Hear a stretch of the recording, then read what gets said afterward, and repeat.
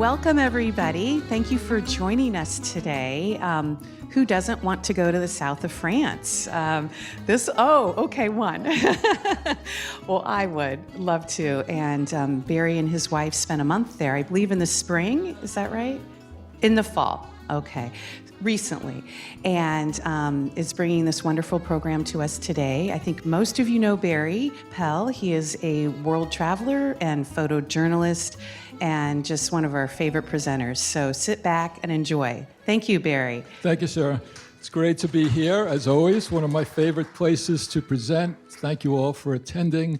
And as Sarah indicated, this is my most recent trip, my most recent program, and it's a pleasure to share it with you. So today we are traveling to a part of the Mediterranean seacoast known as the French Riviera.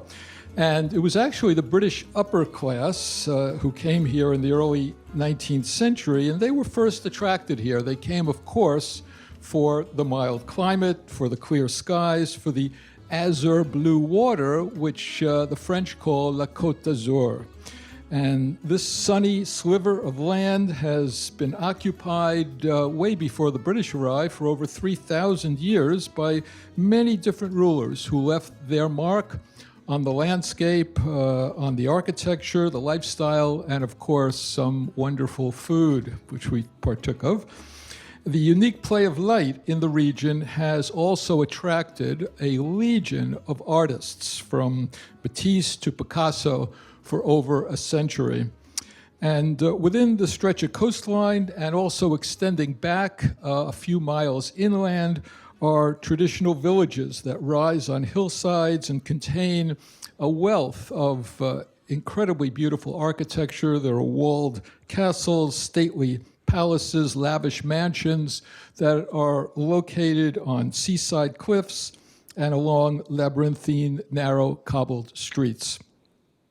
So you all have a map, and I might just point out on that map, if you haven't looked at it already, the black box on the top encloses the area of the French Riviera, which is expanded upon at the bottom.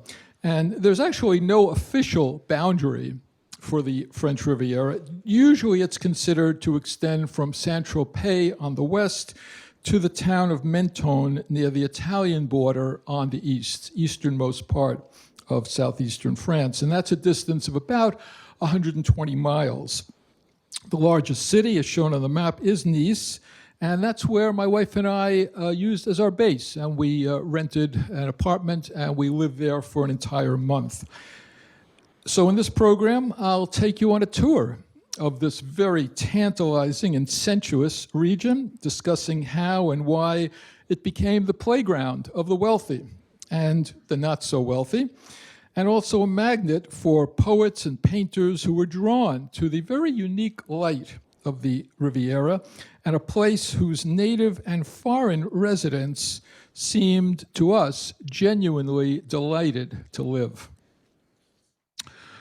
So, mention the words French Riviera, and people conjure an image of sparkling blue water, sun-kissed beaches, perhaps a playground for the very wealthy, where its residents live in lavish hillside mansions, and perhaps pass their evenings here gambling in James Bond style at the Grand Casino of Monte Carlo. Well, the author Somerset Maugham, he once called the French Riviera, quote, a sunny place for shady people. Indeed, this impression is partly true, less so today in our modern era of mass tourism, where even the less well-heeled can find a place at the table of the Riviera's delights, like this restaurant set on an outcrop in the sea. Well, and so you may rightfully ask, given the numbers of programs I've done in more exotic parts of the world, what could be the attraction of a program about beaches and holiday destinations? Well, in fact, the French Riviera, as I learned during our one-month visit, and with our base in its largest city of Nice, offers a lot more than sunshine and creative restaurants. Well, the landscape, with its granite mountains that rise dramatically a short distance from the coast. It is spectacular. There are traditional villages that seem to hang from cliff sides, and they're filled with stone homes and stately palaces, walled castles, sprawling plazas, and awe-inspiring churches that can be discovered along twisting, narrow, cobbled streets. Well, the roadways, which are called the corniche, are cut right into the edge of the cliffs, and they connect the towns that dot the coast. These roadways are usually narrow, twisting and turning, often without any protection from the cliffside, and they generally follow the shoreline. They sometimes tunnel through rock or traverse vertiginous viaducts, and these autoroutes climb to soaring elevations, giving views far out to the Mediterranean Sea before dropping steeply into town centers and then immediately rising once again, leaving town. And it was indeed on one of these cliff-hugging roads that Princess Grace of Monaco died in 1982, when her car missed a particularly sharp curve and crashed over a 120-foot slope. Well, for more relaxed travel, there are high-speed trains that stop at the Riviera's coastal towns, and there's a lot of frequent service. And, you know, my wife and I often travel on Amtrak in the United States, and I must say we were, relatively speaking, very impressed by the French system in terms of its convenience, its comfort, and its on-time performance. Now, for rail enthusiasts, there is also, separate from this, a 100-year-old vintage coal-powered steam train that winds its way into the foothills of the Alps and makes about a dozen stops at tiny mountain villages that actually seem a world away from the glamorous Riviera. Well, ticketing for the French trains along the coast, well, they're all on an honor system. I think that's true throughout the country of France. And although we always purchased our tickets at the station, a conductor never came through, never checked them in the dozens of rides we took during our month-long stay. Our train trips usually began with a short 4-stop ride on the modern Nice metro system, also with payment on the honor system, and then into the stunning main train station of central Nice. The immense interior of the station, with its arched glass and metal roof, its stone sculptures, its very richly decorated passenger hall, was an amazing architectural and engineering achievement when it was completed in 1864. And the outside, the ornate exterior facade, was built in Louis XIII style. It's considered one of the most beautiful train stations in Western Europe. But I digress. What also, perhaps above all, appealed about the French Riviera, and which has attracted scores of artists to this region, is the light. The French Riviera is the meeting point between the Mediterranean Sea and the Alps. It is sheltered by the mountains, the winds are gentle, and the air is calm. The shoreline is covered with limestone rocks, which extend a few hundred feet into the seaside. And when there's turbulence, fine particles of the limestone are then torn from the rocks and remain suspended in the water. And the reflections then produce a radiant play of light and a luminous blue air. Well, it was the British who first arrived here in the early 19th century. They called the region the Riviera, which is an Italian word derived from the Genoese, meaning a place characterized by the rough contact of sea and mountain. However, to the French, it has the much more evocative name, the Côte d'Azur, describing the dazzling azure color of the sea and sky. Well, poets have described the cobalt blue water, the semi-opaque and subtle violet undertones of the sea as glittering like a frosted window pane. But it is the painters, from realists to impressionists to modern, who came to the Riviera, and still do, attracted by the mild climate, but especially by this very special light. Enthralled by the unspoiled landscapes, the magical sunsets, and the blue water, Impressionists like Claude Monet, Auguste Renoir, and Henri Matisse were not only drawn in by the beauty, but the Riviera light actually changed the very way they painted. The light captured their minds. It captured their imagination. They could see the light, and then they endeavored to capture it on canvas. Quote, "It is so beautiful, so bright, so luminous. One swims in blue air, and it is frightening," Monet observed. During his years in Nice, the work of Henri Matisse turned from sullen brown landscapes into vibrant expressions of pure and brilliant color. Matisse lived in the Riviera town of Vence during World War II, and after the war, he was persuaded to decorate a chapel that embodied his new experimentation with light and color. Matisse considered the resulting Chapelle des Rosiers his masterpiece, and he is quoted as saying, "I started with the secular, and now, in the evening of my life, I naturally end with the divine." Well, indeed, color cannot be perceived in the absence of light, and for these artists, their experience and interpretation of color in painting, in sculpture, and in stained glass was so affected by the Riviera light. The painters, like, for example, Chagall, shown here, attracted to the French Riviera, were inventing essentially a new movement in art. They were shifting from formal indoor representation to the vibrant expression of their interpretation of the natural outdoor world. That world was, above all, marked by a never-before-seen explosion of color on their canvases, as in this work by Fernand Léger, a pioneer of modernism. Another artist, Pierre Bonnard, he was one of the original Impressionists, and he noted that on the Riviera, everything sparkles and the whole painting vibrates. "Take your pictures to Paris," he said, "and the blue turns to gray." Well, my wife and I have visited museums around the world with expositions of many of these artists, from Pablo Picasso to Marc Chagall, and they all found inspiration from the Riviera light. These artists resided and, in some instances, spent the rest of their lives in the French Riviera towns. This building was the simple stone farmhouse home of Auguste Renoir in the village of Cagnes-sur-Mer, set in a garden of olive trees looking out over the sparkling blue of the Mediterranean Sea. Well, during our time in the region, we visited some of these homes and grounds of the artists, and these places are now protected by the French government as national treasures, as they should be.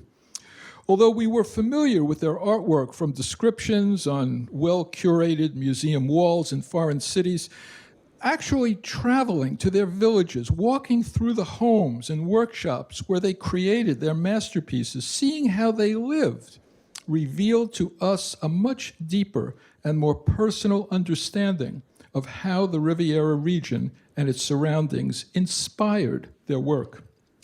Among them is the early modernist artist Marc Chagall. Chagall was born in Eastern Europe, but he too became intrigued by the French Riviera. He lived in the tiny village of Saint-Paul-de-Vence for nearly 40 years until his death. The sunshine and light of the Riviera stimulated his most prolific period, with experiments in new techniques and media in ceramic, sculpture, book illustrations, tapestry, and stained glass. Picasso believed that Chagall was the last of the Riviera painters who really understood what color was. Chagall himself is buried in a small cemetery in the village where he lived, and stones placed atop his grave, which are a Jewish tradition, testify to how highly he is revered. The artist Matisse also chose to be buried in this region that he loved, and he is buried together with his wife in a grassy courtyard in a suburb of Nice. Well, Picasso, too, fell in love with the Riviera light, and he spent every summer for 20 years in the tiny village of Vallauris, and then settled there permanently where he spent his final years. His attachment to the town of Vallauris, surrounded by his companion and their 2 children, attracted a circle of other artists. Engaging with the community, Picasso's years in Vallauris were marked by extremely fertile creativity, with experiments in ceramics production and his enormous allegorical War and Peace installation in the chapel of the Chateau de Vallauris. On the main square, he offered his distinctive sculpture called Man with Sheep, appropriately, the artist's first sculpture that was installed in a public place, and this was according to his wishes. Well, the French Riviera, located here in red, is a stretch of coastline along the Mediterranean Sea in the southeastern corner of France, bordering Italy. And as I mentioned in the introduction, there is no official boundary, but it's usually considered to extend from the west, towns of Toulon or Saint-Tropez, to the town of Mentone, very beautiful hill town near the Italian border on the east, a distance of about 120 miles. Other designations place the western end a little bit further, some 25 miles further west in the village of Cassis. There are dozens of small municipalities within this region. Most are placed along the seacoast, but some of the prettiest are inland, with their homes and lanes piled up on the hillsides up to the Alps. The heights of these villages offer views of the shimmering coastal waters, even if you are miles away from the water.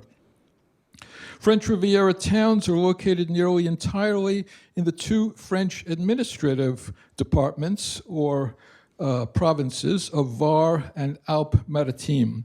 Our travels focused on the eastern one, the province of Alpes-Maritimes, the province that is closer to Italy, and that included the city of Nice. Well, the Riviera landscape itself, geologically, was formed millions of years ago, when layers of rock from the Mediterranean seafloor were pushed up and folded by the gigantic force of the meeting of the 2 continents of Europe and Africa. The resulting coastline is irregular. It consisted of capes and bays, which offered protection and calm waters. Well, the layers of these uplifted mountains form the foothills of the Alps, and both isolated and defended the region from easy attack.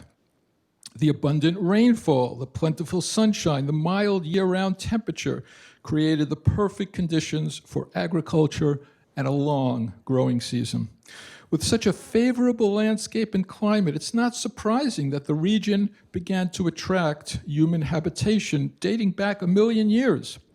Caves have been discovered in Nice, whose excavations show the presence of humans and fossils, indicating that the earliest inhabitants had construction abilities and organizational skills. One more recent site, whose residents sheltered above ground on what was then a prehistoric beach.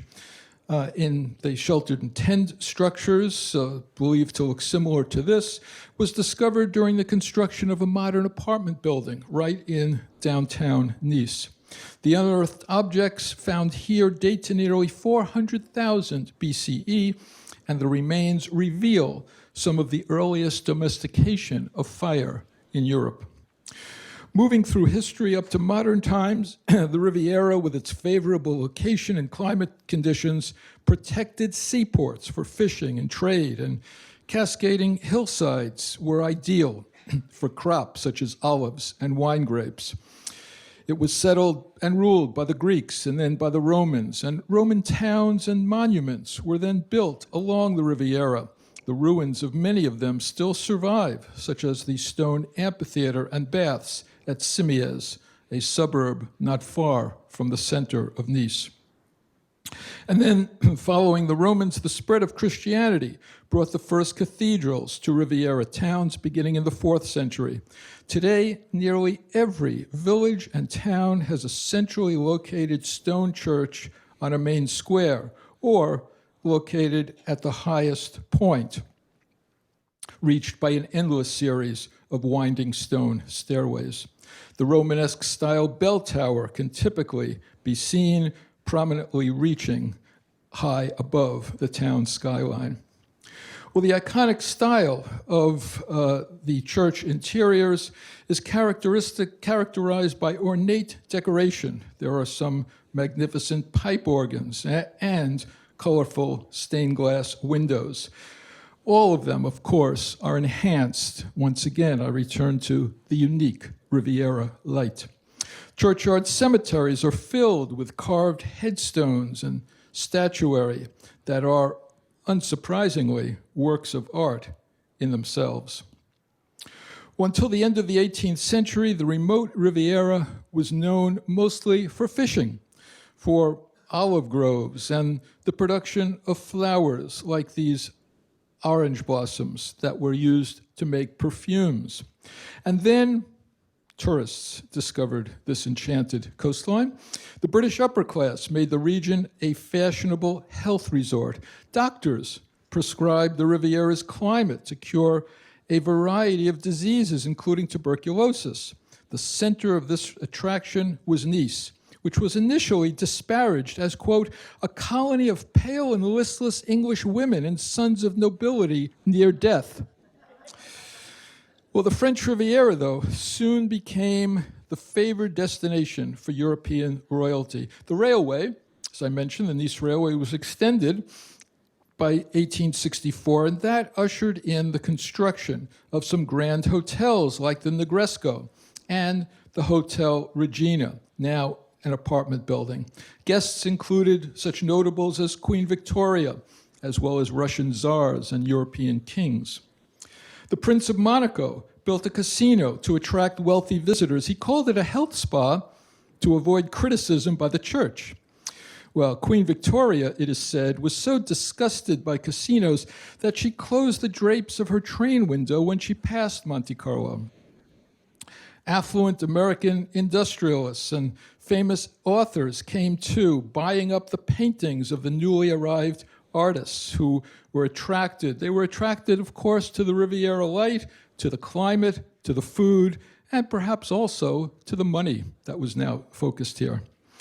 In the historic La Colombe d'Or Hotel in the village of St. Paul-de-Vence, struggling artists like Picasso, Miro, and Chagall traded their art for free meals. And the now famous paintings still grace the walls of this restaurant surrounding eating diners. By the last quarter of the 1800s until the beginning of World War I, the wealthy then made the French Riviera a winter holiday destination. Naturally, when they arrived, they needed suitable housing to match their lifestyle. And so they began to adopt old architectural elements, classical, Gothic, Baroque, or Renaissance, with the ulterior motive to make their homes more beautiful than those of their neighbors. This was known as the Belle Époque in English, the beautiful age, and the homes that these wealthy visitors commissioned evoked an era in which their style of living was combined with elegance, meticulously selected materials, and bold and carefully crafted architectural choices. The importance of ornamentation was paramount. Facades were enriched, stucco was applied to the plasterwork, and gables, colonnades, and bas reliefs were designed to impress passers-by. The designs were often fanciful, exotic, and eccentric. Many were located on prominent seaside hills, all the better, of course, to impress passers-by and capture attention. The Riviera residence of the banking family Rothschild was the enormous Villa Efrussi, the exterior front entrance decorated with pink Verona marble. It was built and lavishly decorated by Baroness Charlotte Rothschild. Well, she adored and she loved dogs, and she adored and lavished luxuries on them. And she also commissioned, because of her love of her dogs, she commissioned miniature chairs and footstools for them. The Villa Abruzzi is famous for its beautiful and diverse gardens, which are divided into 9 distinct themed sections.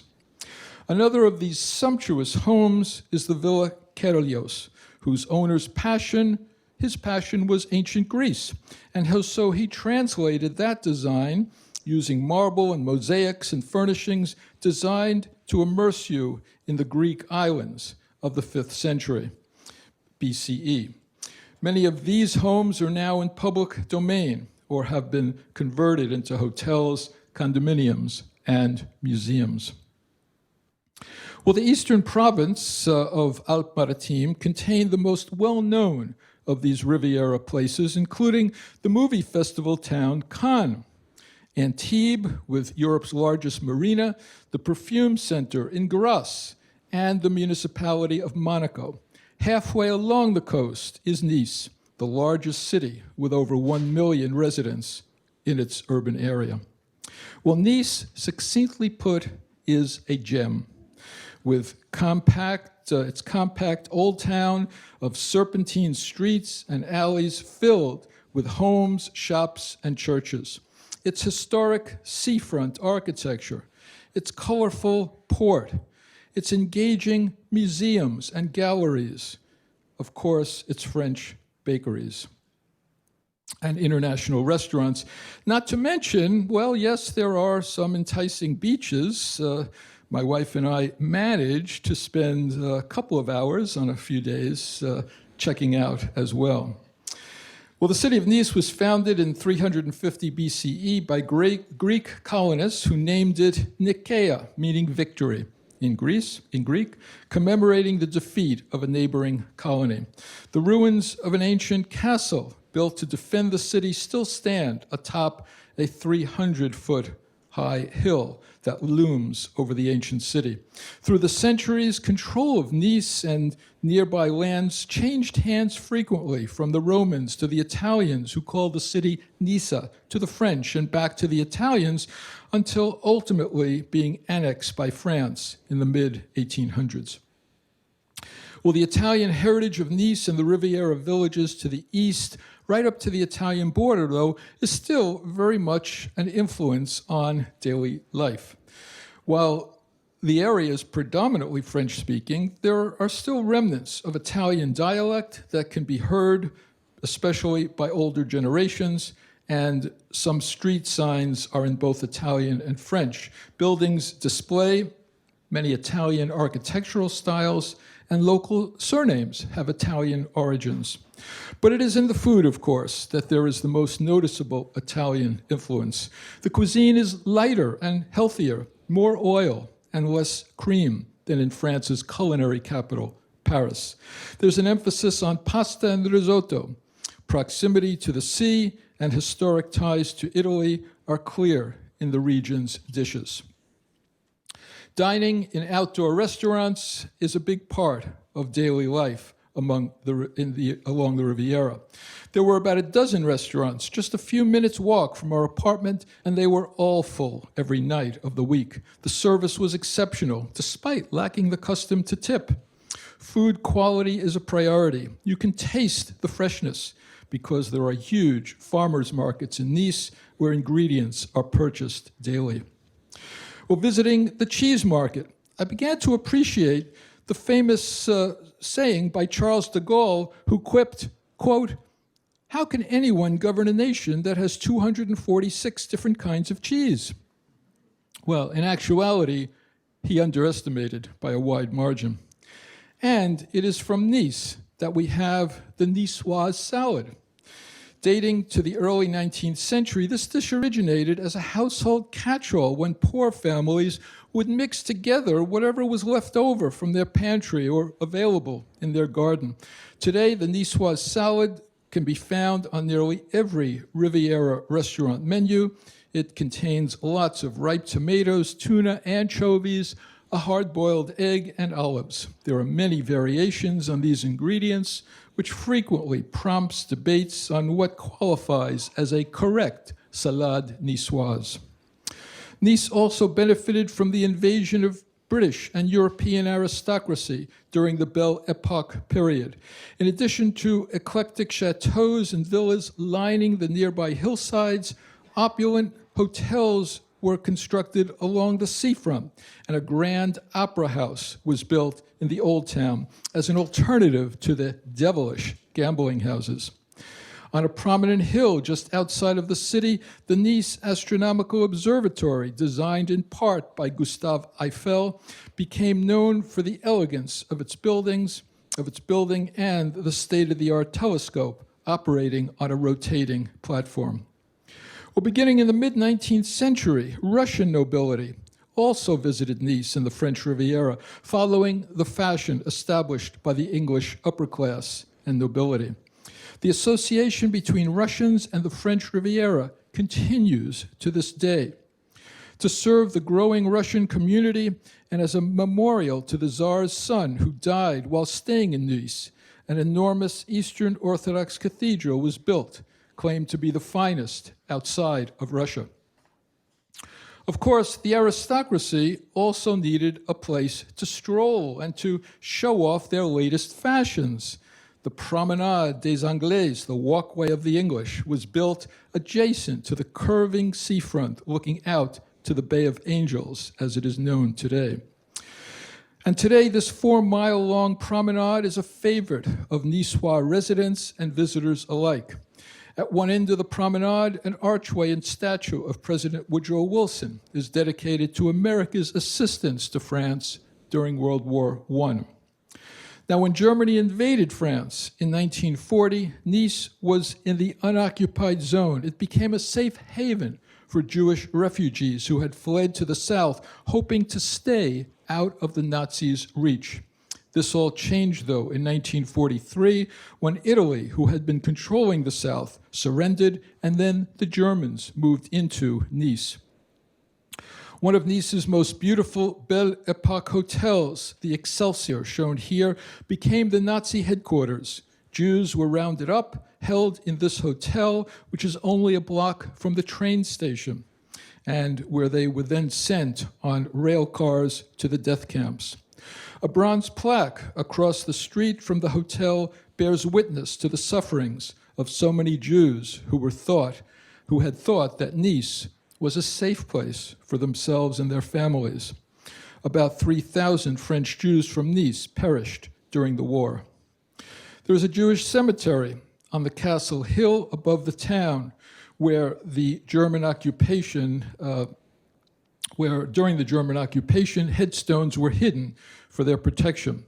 There's a small chapel at the cemetery entrance dedicated to the victims of the Holocaust, and in front, a wall is engraved with their names.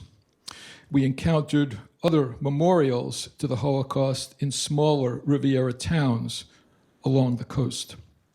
Wedged into a bay of the 25-mile coastline between Nice and the Italian border is a separate country, the Principality of Monaco, the second smallest country in the world. Monaco is considered to be the richest and one of the most expensive of the world's countries, primarily because it is a tax haven for the wealthy. It has no personal income tax. And so there is a high concentration of millionaires and billionaires within its small area. Although there are fewer than 40,000 residents, Monaco's tiny size, which is under 1 square mile, makes it the most densely populated nation in the world. Its share of the Riviera coastline is only slightly more than 2 miles. Monaco itself was conquered in the 13th century by an Italian-Genoese family with the name Grimaldi, and they established their residence in a fairy tale-looking stone castle and palace built atop a 200-foot-high rock monolith overlooking the Mediterranean Sea.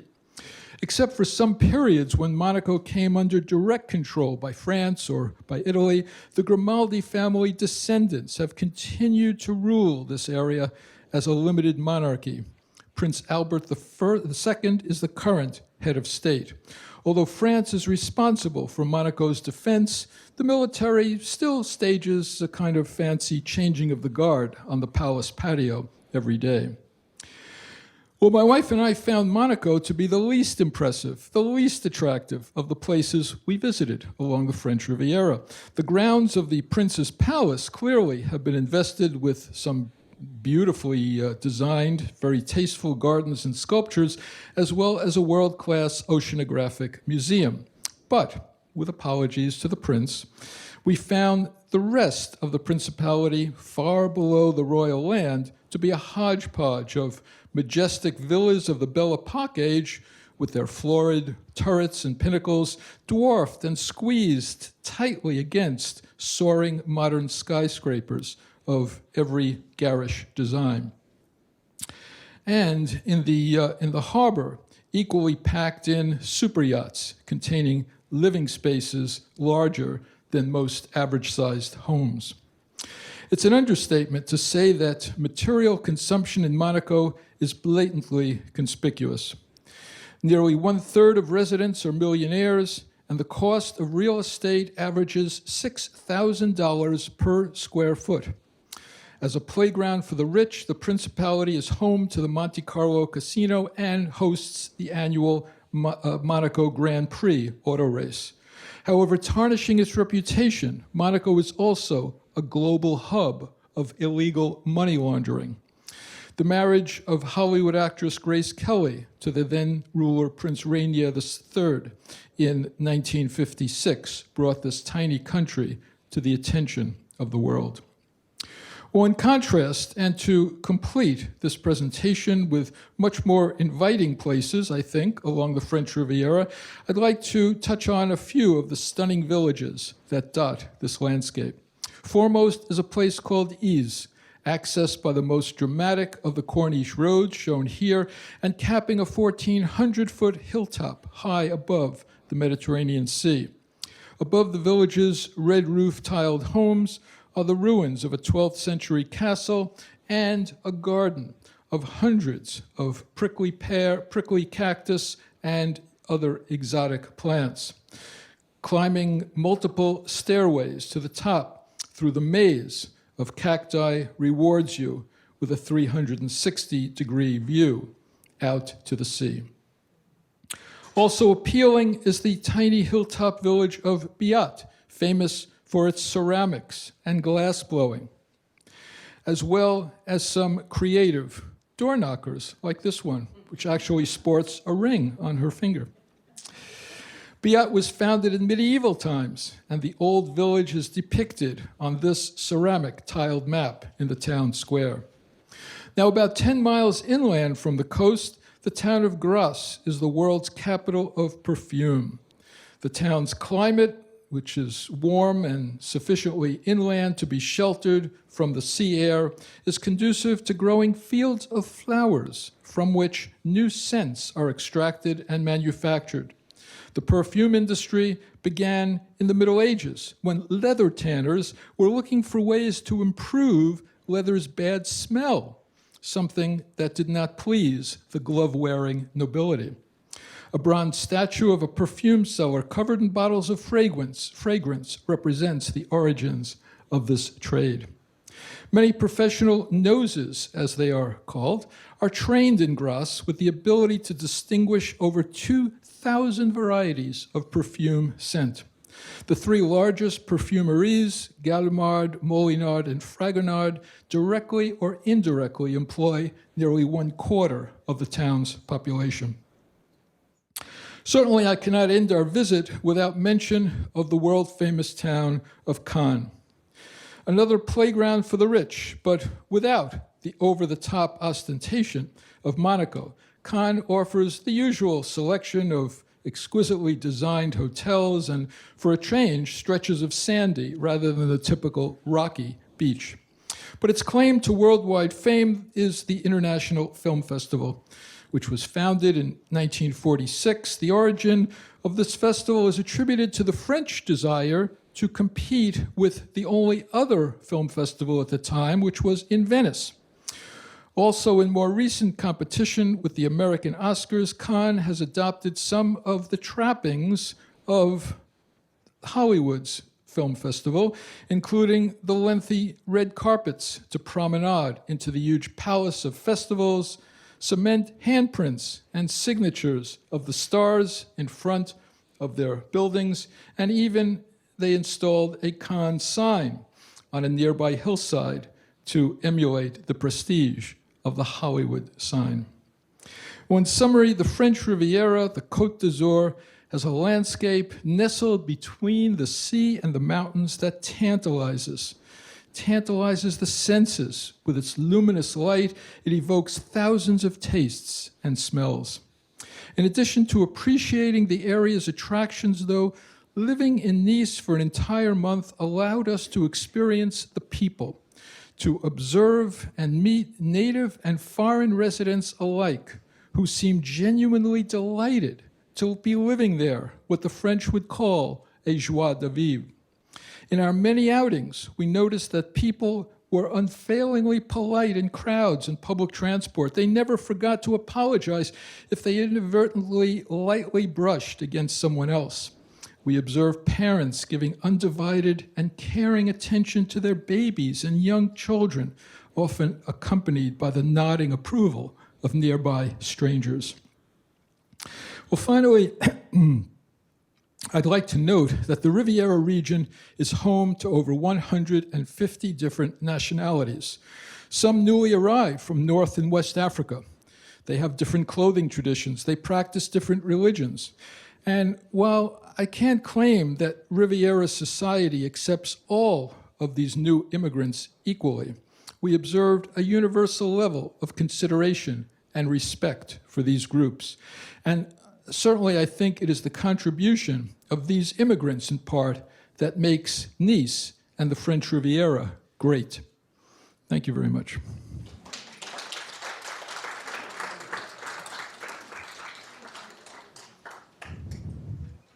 Well, I suspect many of you have been there, in part. I'm going to get the lights and take any comments or questions that you may have. If I can find the lights. There we go. Whoa, that was abrupt. Yes. You mentioned Saint-Tropez, and I didn't see it on the map, but did you go there, or what's in Saint-Tropez? We didn't. Saint-Tropez is just a more lavish version of some of the other towns we went to. We ended up not going to Saint-Tropez because we ran out of time. But from what we heard, it's somewhere between, wealth-wise, somewhere between Monaco and Cannes, and has some nice beaches. Yeah? You've been Menton in Italy as well, right? Menton, yes. Right. Menton is in Nice, but it's right on the border. Yeah, so you cross 3 countries. Do you think next time when you revisit, do you need ETA or the electronic traveling authority? You mean to go to Europe? Yeah, that's what We didn't have that issue when we went to Nice. There may be other requirements that have occurred that have happened now, but I'm not familiar with them. And we didn't go into Italy. Mentone is in the Riviera, just on the border. So we just went into Monaco and in the Riviera. Yeah, in the back.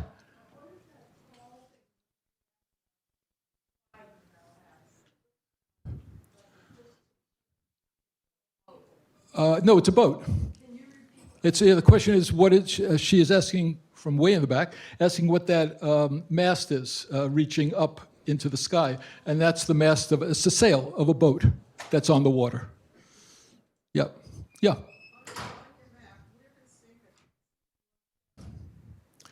Cinque Terre is in Italy. It's not in the Riviera.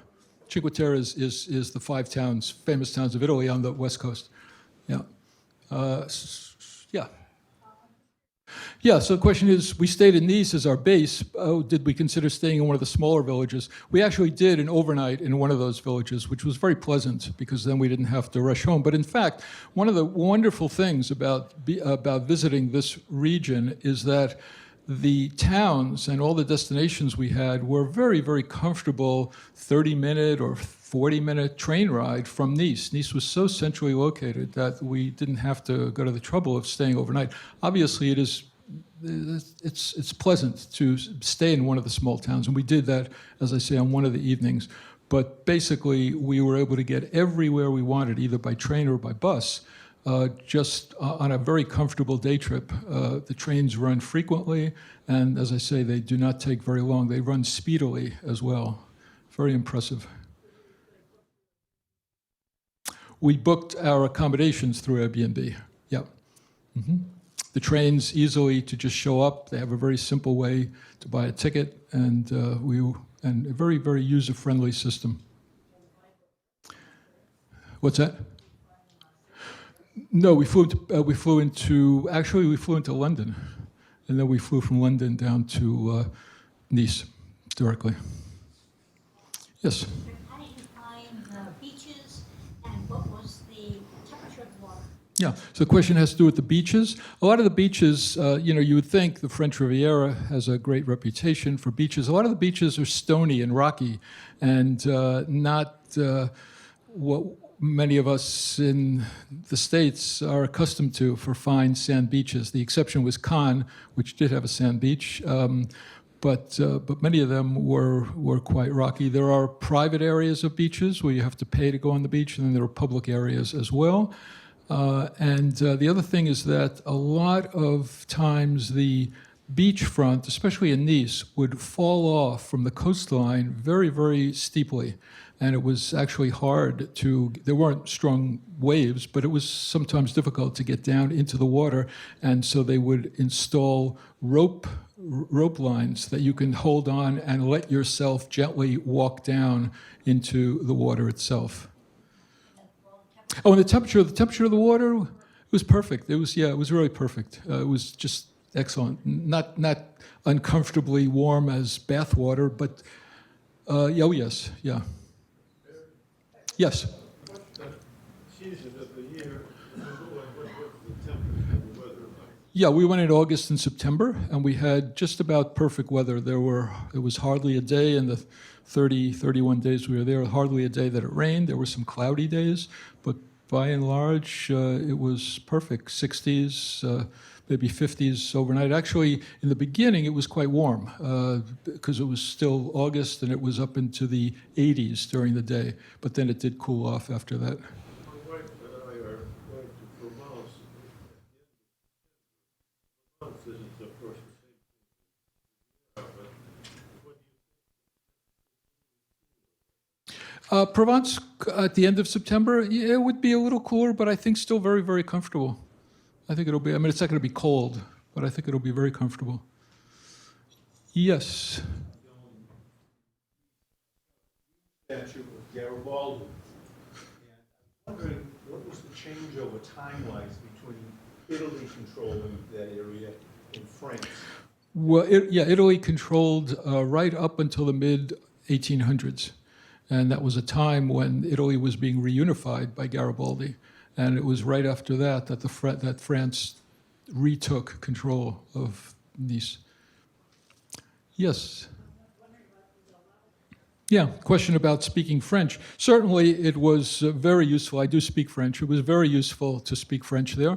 It wasn't absolutely necessary. Many people did speak English, particularly in the more touristed areas. As you went into the tinier villages, people who dealt in the tourist trade, shops and hotels, would speak English. People you met on the street may or may not speak a lot of English, but it was good to know the language, not just for communication, but just to get a spirit of the culture through the language, and of course to read some of the signs. Yeah. The question is, were there any vestiges of World War II? Only in regard to some of the history and no physical remnants, vestiges, but there were, of course, the memorials to the Holocaust. But otherwise, no. Everything has been reconstructed. I can't remember anything. Yeah.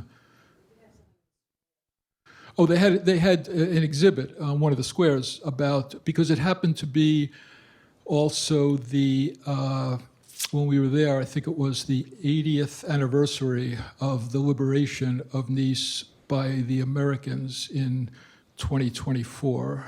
And so there was a picture display in one of the squares of that liberation.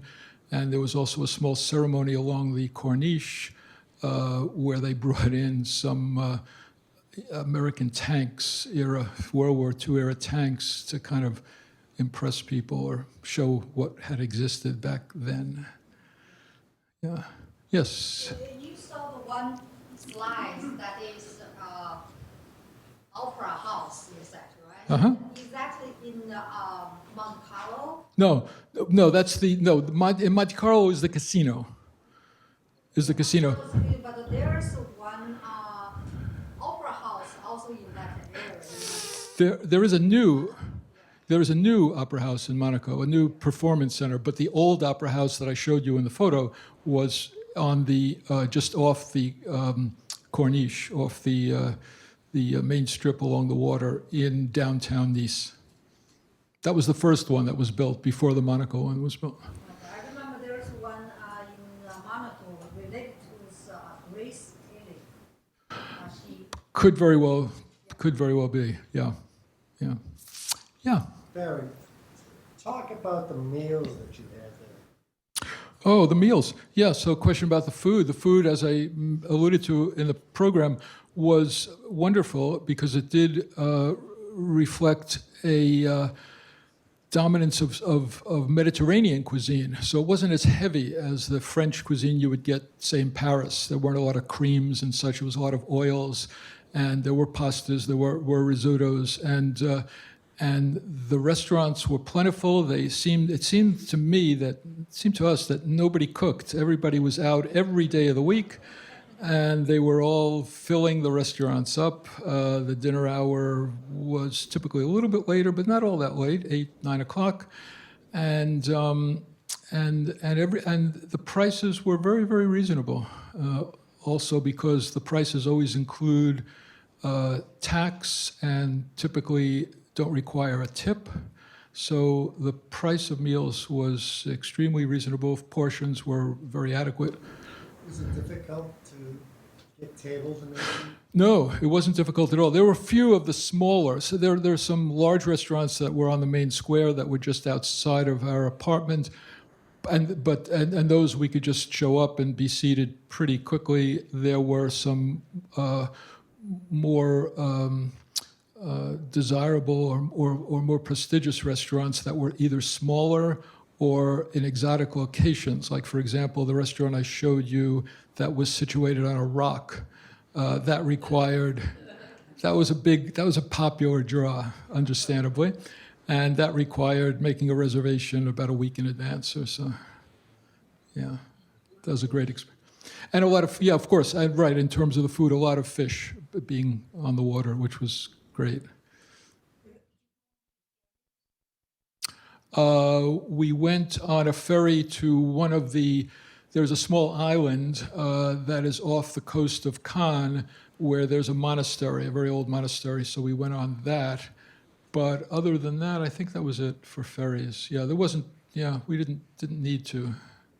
Everything was pretty much at our fingertips. One of the great beauties of being on the coast is that it really is a very accessible place, and transportation is there. You certainly can get by without a car if you're thinking of visiting that area.